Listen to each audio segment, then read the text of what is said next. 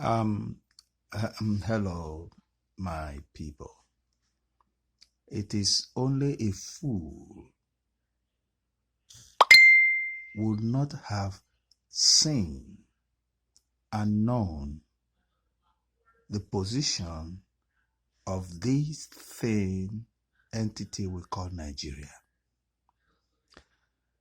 The British has worked so closely with the Fulanis when our people were still sleeping.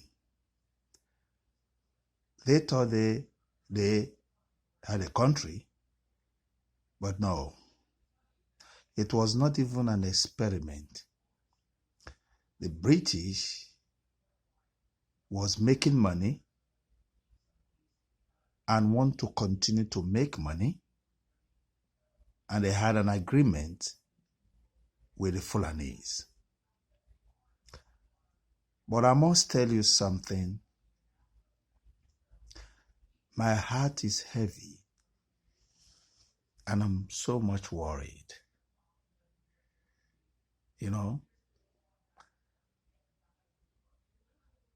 the Igbo tribe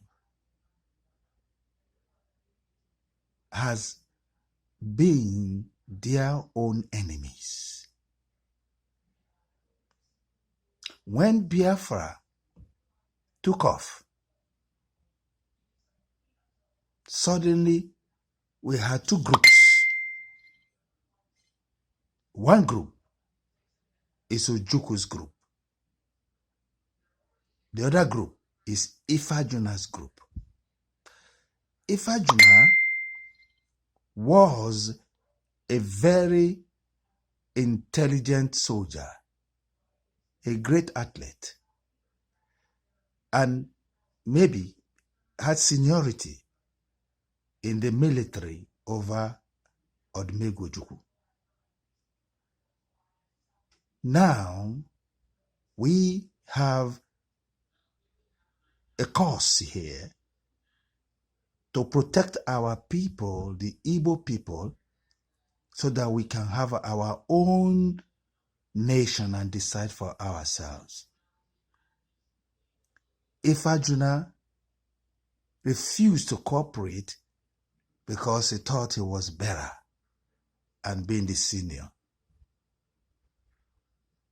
Now, the question is this: what is the purpose of Biafra? Is it to take over government and be president and be famous? Or is it to protect the destruction of our people? If the latter is the case, why would Ifajuna worry about Ojukwu? Why would he worry that he should be the leader? Why? That is selfishness. If the cause is for us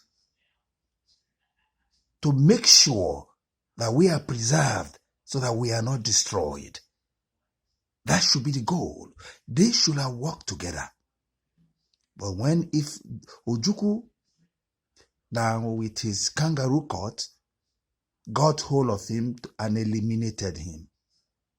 And when he was dying, he told them that his plan will always succeed. And what is the plan? To make sure that Biafra fails. You can see how selfish, how self-centered he was. If his purpose was for his own people to live as free people, he wouldn't have said that. And you know what? That was the first time I heard a word they called saboteurs. They became saboteurs to the cause of Biafra. That is the first crack, because internally you got to be cohesive. You got to be one to face a formidable enemy.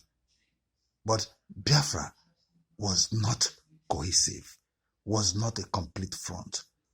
That is the first step to our failure.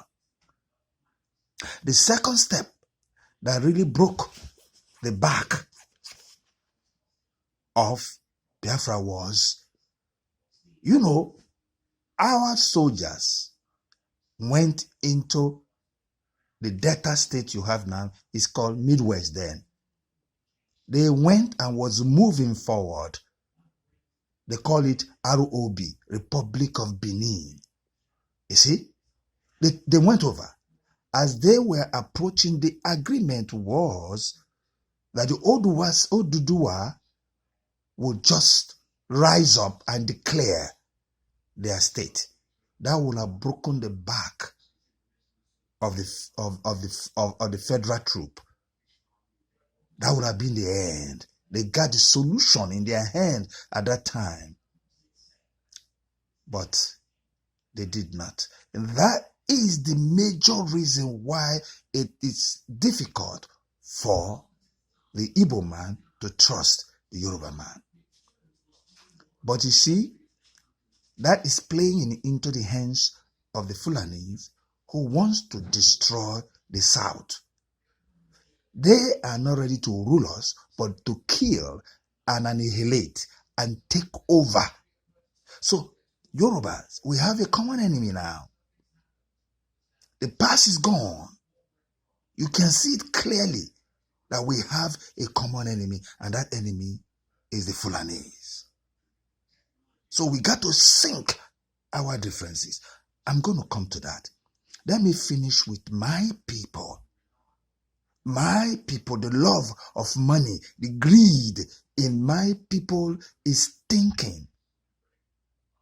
You can still see it in the present tense, where our leaders will go and these Fulanis will give them the stolen money from our government, our money, and they begin to work against their brothers and sisters to the detriment of the cause of the Igbo man.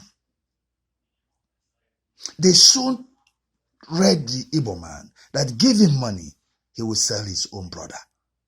That is why you see all those people, I don't want to mention their names, that are working against their own people. That is the problem we have. Our problem right now is not even Fulani. Our problem is the Igbo man himself. Look at Nnamdi Kanu, who came up to challenge the status quo. They came against him. He may not be the best man in the whole world, but how many of the rest has the boldness to show up? None. And then when he showed up, they start working against him. You understand me? Giving him names. They don't want to cooperate with him. For fear, I don't know what the fear is. These people are going to kill you anyway. Why don't you defend? Our people used to say, the war you can't avoid, the fight you can't avoid. Why not you wait and take a blow of the machete? Look, we can't avoid this situation. We got to stand. If we die standing, that is heroic. They come against this man. They don't want to give him the right cover because they are cowards. Because they want to maintain their buildings in Lagos, building in there. They want to maintain their wealth. And that wealth they will not have. If these Fulanis take over, they will kill everybody and kill them and take over their wealth. So, are you not a fool? Igbo people, are you not fools? Why can't we come together and speak with one voice? Why can't we be together and challenge the status quo with one voice to save ourselves? They have taken us for granted. They have said we can never be one. And we are telling them, yes, you are right, we can never be one. Can you see it? You have all these governors, all these governors not cooperating with themselves and the people. They bring infighting into us and we are so divided. It pains my heart, my fellow brothers. Shall we remain in this ignorance? Shall we remain in this foolery and allow our next generation to be destroyed? Shall we? Look at how they are pumping in their foot soldiers into every nook and cranny of the eastern part of Nigeria. I cannot talk of the West because I have not gone to the West to see, but I have gone on holidays to the East, and I saw. I was shocked.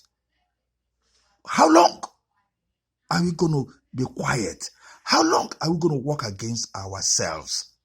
Please, let's forget about money. Let's forget about selfishness. Let's talk about the cause of the Igbo man in his own nativity, in his own land.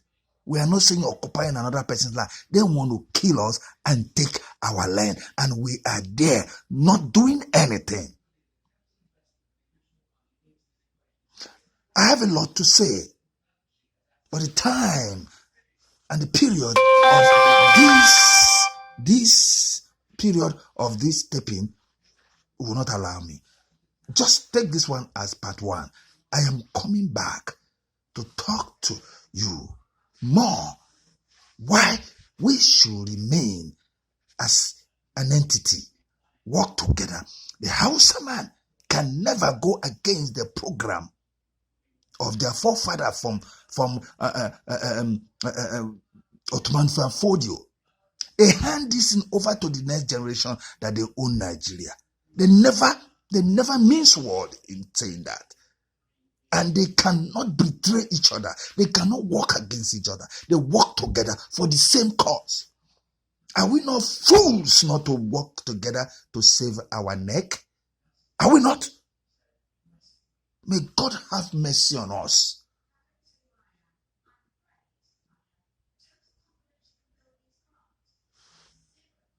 I'll be back.